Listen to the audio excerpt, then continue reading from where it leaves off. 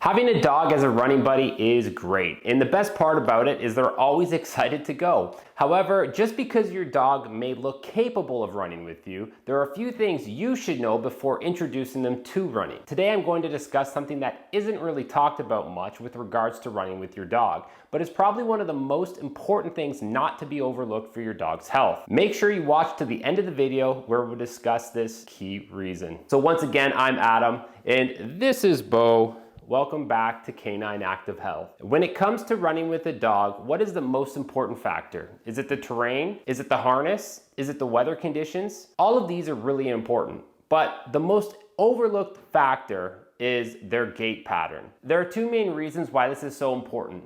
One being self-explanatory and the other is not. The first is different gait patterns have different impact forces on their joints. To appreciate this, let's picture yourself running and walking. The impact forces when you run can be up to 2.5 times your body weight every time you strike the ground. So for example, if you're 150 pounds, every time your foot hits the ground, you have up to 375 pounds of force transferring through your ankle, your knee, into your hip.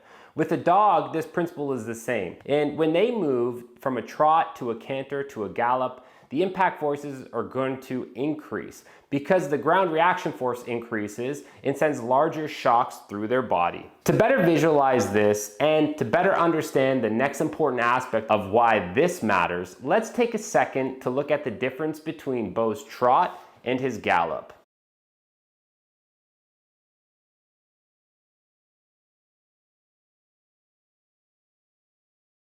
The second reason, and the thing that I find is the most important for your dog's health, is that when a dog runs in a gallop, their breathing is synchronized with their stride pattern. This phenomenon is called locomotor respiratory coupling. Understanding this, hunter and gatherer tribes used to chase down four-legged animals to exhaustion because they can only gallop so long out of fear that they literally have to stop and take a rest.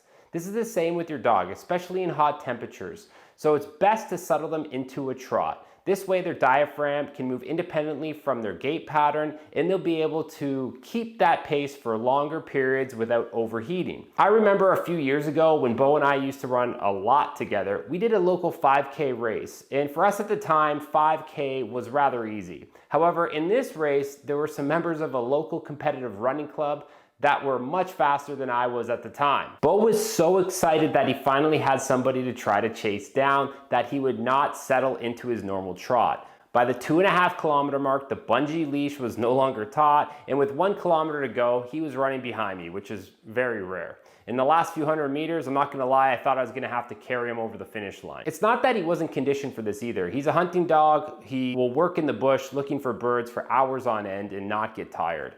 We've also done multiple on-leash training runs, well over 10K, and he had no problem to handle that duration. It's because he wasn't able to settle into his trot that his breathing and ability not only to cool, but to buffer the byproducts of cardiovascular exercises were forcing him to shut it down. So next time you take your dog out for a walk, make sure you assess their gait pattern and try to get them to settle into a nice, easy trot so they can breathe independently and the impact forces on their joint are lessened.